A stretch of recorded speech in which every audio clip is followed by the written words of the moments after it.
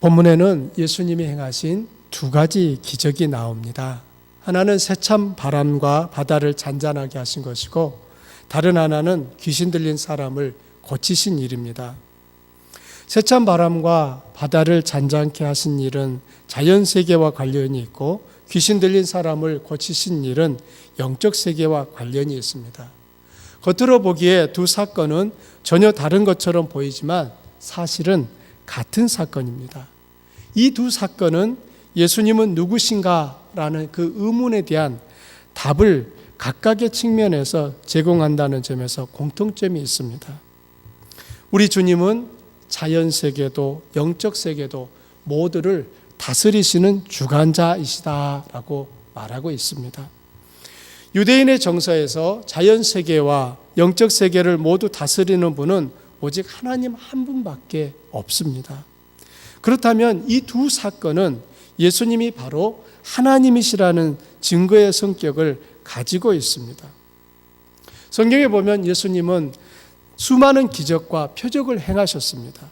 예수님 옆에서 그분이 하신 일들을 자세히 지켜보았던 요한의 말에 의하면 예수께서 행하신 일이 이 외에도 많으니 만일 낱낱이 기록된다면 이 세상이라도 이 기록된 책을 두기에 부족할 줄 아노라 라고 말하고 있습니다.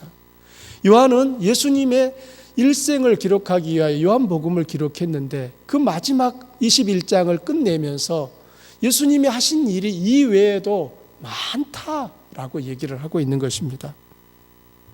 즉 예수님이 행하신 일들은 우리가 알고 있는 것보다도 훨씬 더 많다는 의미입니다. 그런데 예수님은 어떤 표적을 행하실 때는 반드시 의도와 목적을 가지고 행하셨습니다. 단순히 기적을 행하는 것이 목적이 아니었다는 말입니다. 표적과 기적은 예수님이 누구신가를 알게 하는 수단이었습니다.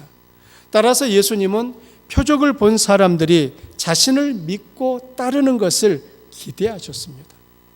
항상 예수님이 어떤 표적을 또한 기적을 베푸실 때에는 그 일을 통하여 사람들이 예수님이 누구신지를 알고 그분 앞에 나오기를 원하셨던 것입니다.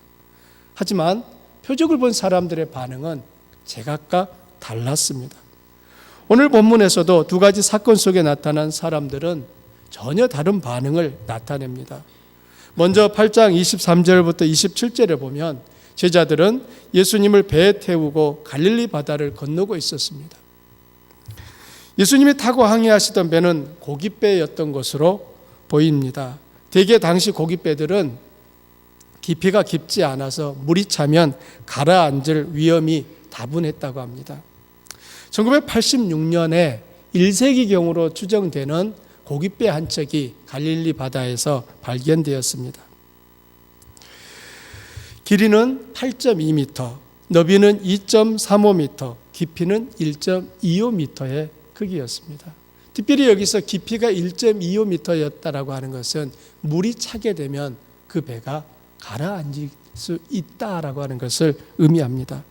아마도 예수님이 타고 계시던 배의 크기도 이와 비슷했을 것이라 생각합니다. 배는 갑자기 불어닥친 풍랑으로 인해서 뒤집히거나 가라앉을 위기에 처했습니다. 그 상황이 얼마나 무서웠던지 제자들이 주무시는 예수님을 깨웁니다. 잠에서 깨어난 예수님은 어찌하여 무서워하느냐 믿음이 작은 자들아 라고 말씀하시고 곧 일어나서 바람과 바다를 꾸짖으시니 순식간에 잔잔해졌습니다. 그 광경을 본 사람들의 반응이 27절입니다. 그 사람들이 놀랍게 여겨 이르되 이가 어떠한 사람이기에 바람과 바다도 순종하는가 하더라. 그들은 잠이 드신 예수님을 깨울 때 이런 일이 일어날 것을 기대했었을까요? 만일 그들이 바람과 바다가 잔잔해질 것을 알았고 기대했었다면 결코 놀라지 않았을 것입니다. 구약 성경에는 바다와 파도를 주관하시는 여호와 하나님의 능력에 대해 찬양하는 부분이 욥기와 시편에 나옵니다. 먼저 욥기를 보면 이렇게 기록하고 있습니다. 바다가 그 모태에서 터져 나올 때 문으로 그것을 가둔 자가 누구냐? 그때 내가 구름으로 그 옷을 만들고 흑암으로 그 강보를 만들고 한계를 정하여 문 빗장을 지르고 이르기를 내가 여기까지 오고 더 넘어가지 못하리니 내 높은 파도가 여기서 그칠지니라 하였노라. 시편 89편에서도 이렇게 묘사합니다. 여호와 만군의 하나님이여 주와 같이 능력 있는 이가 누구리이까? 여호와여 주의 성실하심이 주를 둘렀나이다. 주께서 바다의 파도를 다스리시며 그 파도가 일어날 때 잔잔하게 하시나이다. 이와 같이 구약 성경은 하나님을 바람과 파도를, 바다를 잠잠케 하시는 분이다 라고 노래하고 있습니다. 오직 하나님만이 하시는 일이라 여겨졌던 이 일들이 지금 제자들의 눈앞에서 예수님에 의해 행해지고 있습니다. 예수님은 바다와 파도를 잔잔케 하시기 위해 땀을 흘리거나 힘을 쓰거나 어떤 장비와 도구가 필요하지 않으셨습니다. 단지 꾸짖으셨습니다. 이 일은 예수님이 하나님과 동등한 능력과 권위를 가지고 계신 분임을 보여줍니다. 배에 있던 제자들은 깜짝 놀랐습니다. 그리고 주님에 대해 더욱 관심을 갖습니다. 아직 제자들은 예수님이 누구신지 잘 알지 못합니다. 그들의 믿음은 아직 작습니다. 예수님은 그들에게 믿음이 없다고 하지는 않으셨지만 믿음이 작다고는 하셨습니다.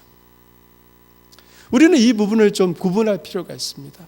믿음이 없지는 않아요. 그러나 믿음이 작은 상태입니다. 믿음이 크지는 않습니다. 믿음이 작은 자들의 특징은 무엇입니까?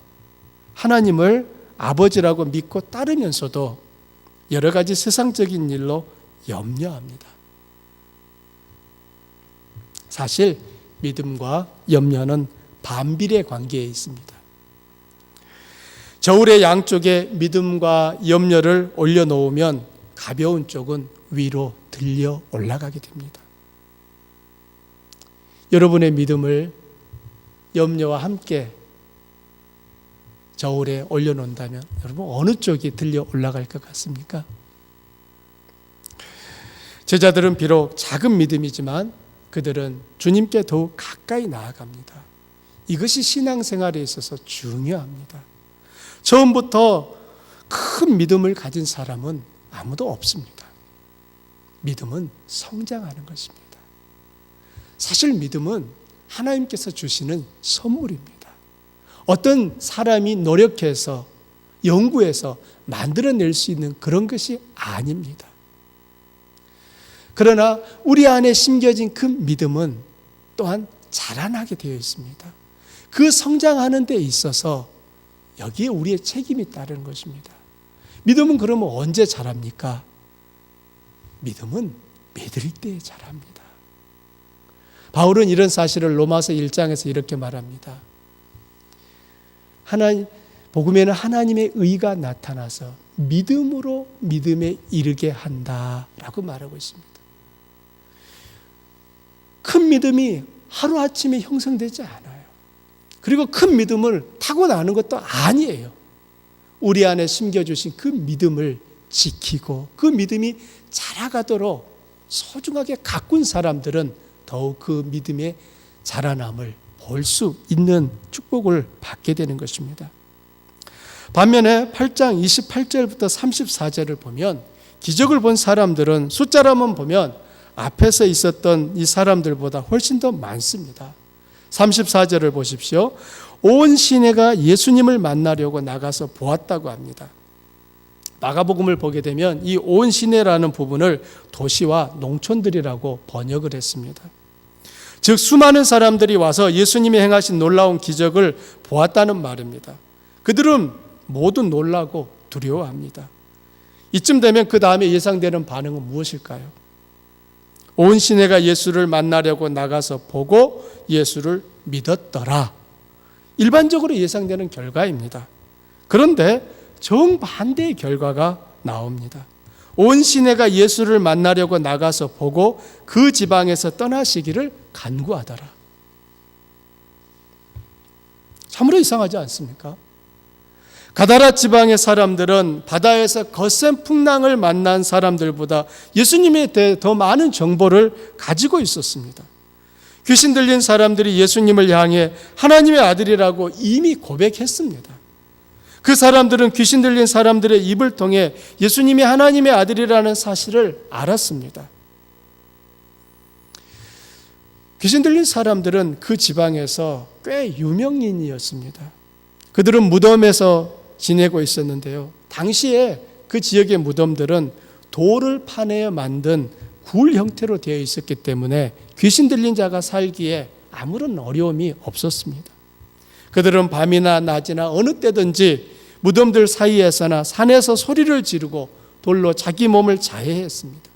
머리는 풀어 헤쳐지고요. 온몸에서는 심한 악취가 나며 돌로 자해한 곳에서 피가 흐르고 흐른 피는 말라 엉겨 붙어 있습니다.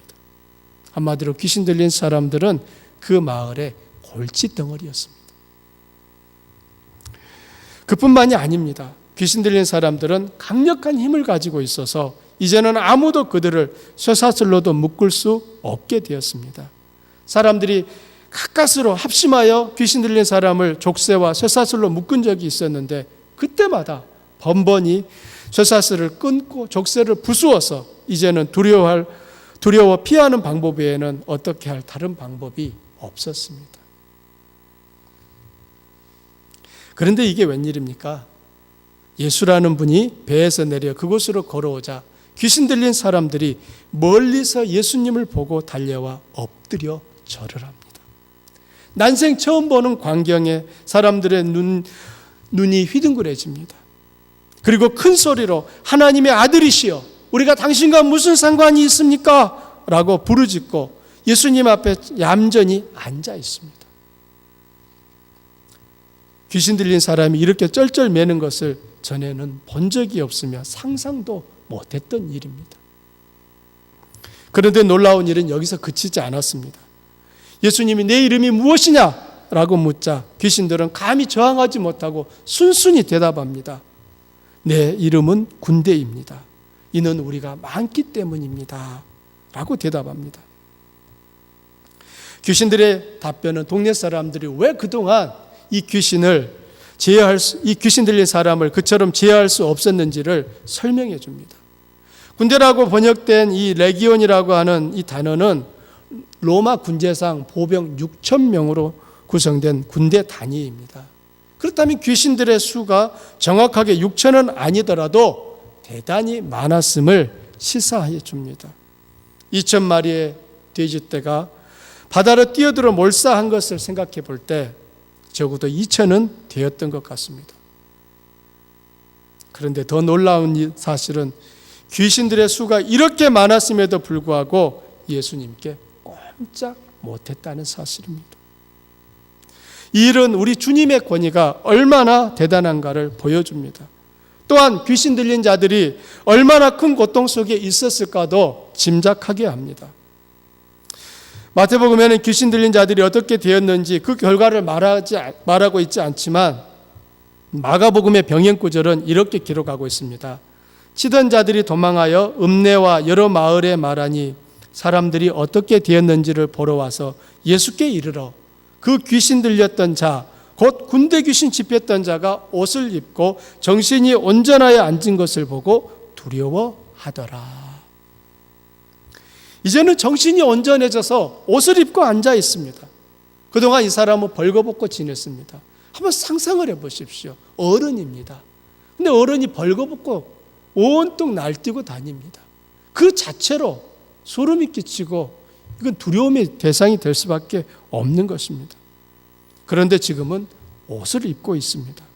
이제 더 이상 귀신의 조종을 받지 않습니다. 그가 치료되었다는 말입니다.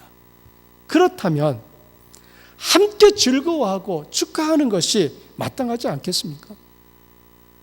하지만 마을 사람들의 반응은 참으로 냉담합니다. 그들의 반응이 34절 하반절에 나옵니다. 예수를 만나려고 나가서 보고 그 지방에서 떠나시기를 간구하더라. 이건 말도 안 되는 거예요. 이럴 수는 없습니다. 그런데 불행하게도 이와 유사한 일들을 성도들의 삶 가운데서도 반복되어 나타나고 있습니다. 왜 가다라 사람들은 놀라운 기적을 보고서도 주님을 붙들기보다는 떠나기를 간구했을까요? 그들 중에는 귀신 들린 사람들의 친구도 있었을 것입니다. 그들 중에는 귀신에 사로잡혀 고통받은 이 사람에게 있어서 친척이나 또는 형제, 자매, 부모도 있었을 것입니다. 만일 그들이 결혼을 한 후에 이런 일이 일어났었다면 아내와 자식들도 있었을 것입니다. 그런데 그들 중 아무도 예수님께 감사를 드리며 자기 집으로 초대하여 식사라도 대접하는 이가 없습니다. 왜 그랬을까요? 사람들이 본 것은 귀신 들렸던 사람이 온전해졌다는 것뿐 아니라 갈릴리 바다에 널브러진 채 둥둥 떠 있는 2,000마리의 죽은 돼지들도 보았기 때문입니다. 여러분, 돼지는 헤엄을 못 칩니다. 그러니 돼지가 이 물속에 퐁당 빠졌으니 어떻게 되겠습니까? 잠깐은 허우적 거렸겠지요. 그리고 나서 금방 뒤집어지면서 둥둥 떠 있습니다. 한두 마리가 아니에요. 2,000마리가 그들의 눈앞에서 온통 다 널브러져 있습니다. 여러분, 그 광경이 어떠 있을까요?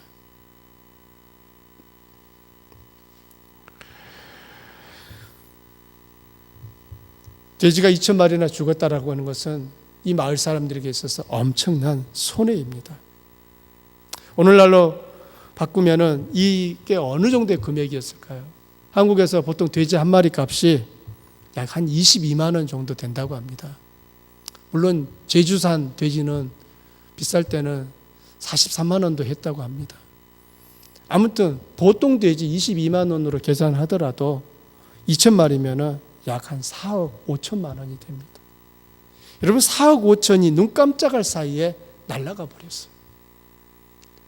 그냥 돼지가 한 마리씩 바다로 뛰어들 때마다 4억 5천이 줄어드는 거예요. 22만 원, 44만 원, 66만 원 계속 들어가는 겁니다.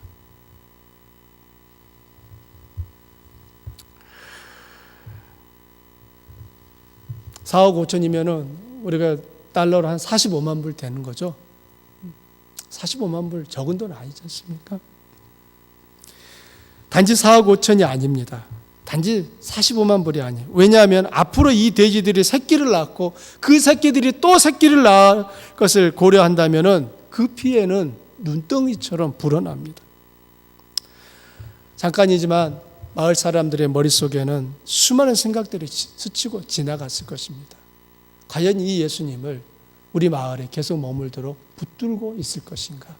아니면 가시라고 할 것인가? 마침내 그들은 주님 앞에 무릎을 꿇습니다. 그들의 구원을 위해서가 아니라 그들에게서 떠나가시라고. 결국 물질을 사랑하는 마음이 주님을 배척하는 이유가 되었습니다. 예수님은 한 사람이 두 주인을 섬길 수 없다라고 하셨습니다. 이렇듯 하나님과 재물을 겸하여 섬길 수는 없다라고 하십니다. 그러나 하나님을 섬기지 못하게 하는 것은 단지 재물만이 아닙니다. 자기 자신을 사랑하는 마음도 주님을 따르지 못하게 하는 요인입니다. 예수님은 제자들에게 이렇게 말씀하셨습니다. 누구든지 나를 따라오려거든 자기를 부인하고 자기 십자가를 지고 나를 따를 것이니라.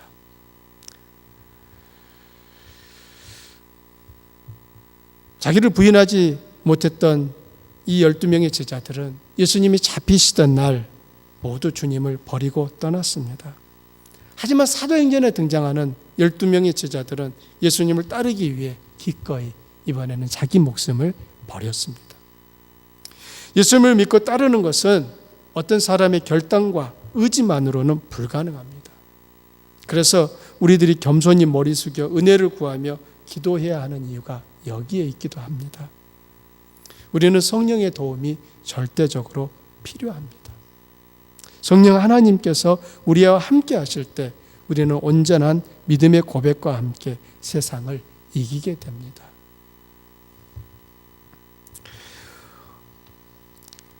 오늘 말씀을 정리해 봅니다. 우리는 신앙생활을 하면서 예수님과 함께 풍랑 속에서 그 파도를 잠잠케 하시는 예수님을 보고 그분께 더 가까이 나아가는 제자들의 모습과 또 귀신 들린 사람을 온전케 하신 예수님의 그 능력을 보면서도 그 마을에서 떠나가시라고 요구하는 가다라 사람들의 그 두 마음이 우리 마음속에도 동일하게 있다는 사실입니다. 그러나 가다라 사람들은 예수님을 떠나시라고 하면서 물질적인 손해는 더 이상 보지 않았을지 모르지만 그들은 영혼의 구원을 얻는 데는 이르지 못했다는 사실도 우리가 기억해 볼 필요가 있는 것입니다. 예수님께서 자신이 자연세계를, 영적 세계를 주관하시는 분이라고 하는 사실을 우리에게 알리시는 이유가 무엇입니까? 우리에게 어떠한 반응을, 어떠한 태도를 그분은 요구하고 기대하고 계십니까? 오늘 우리들이 생각해 봐야 될 부분이 바로 이 부분입니다. 내가 주님을 따르는 데 있어서 나는 무엇 때문에 걸림이 되고 있습니까? 나는 정말 예수님이 파도를 잔잔케 하시고 귀신을 내쫓으시는 참 하나님이라고 하는 사실을 나는 과연 믿고 있습니까? 내가 참으로 그것을 믿고 있다면 그것은 내 삶 가운데 있어서 어떻게 증명되고 나타나고 있습니까? 우리들이 입으로는 예수님을 주님이라고 고백하고 마음으로는 예수님을 하나님이라고 믿으면서도 정작 내 삶에 있어서 내가 여전히 붙들고 있는 것들, 내가 여전히 염려하고 있는 것들, 내가 내려놓지 못한 것들, 그것들이 아직 우리를 지배하고 있다면 우리는 귀신이 예수님을 향하여 하나님의 아들이라고 고백했던 그 귀신의 믿음과 별 다를 바 없는 믿음을 가지고 있는 사람들이라고 할 수 있는 것입니다. 그리고 이런 믿음 속에서는 하나님이 하시는 일의 그 능력이 나타나지 않습니다.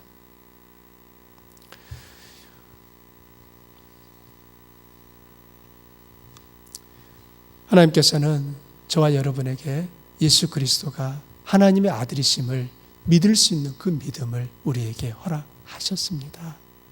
어떻게 보면 우리는 주님으로부터 가장 크고 놀라운 선물을, 은혜를 받은 사람들입니다. 이제 예수 그리스도가 나의 구주라고 하는 것이 믿어진다면 그것이 나의 삶을, 전 인격을, 나의 말과 행동을 주관하고 이끌어가는 견인차가 되도록 주 앞에 모든 것을 내어드리는 그 자세가 필요한 것입니다. 그럴 때 우리는 하나님이 하시는 놀라운 일들을 보게 될 것입니다. 우리 찬양 부르고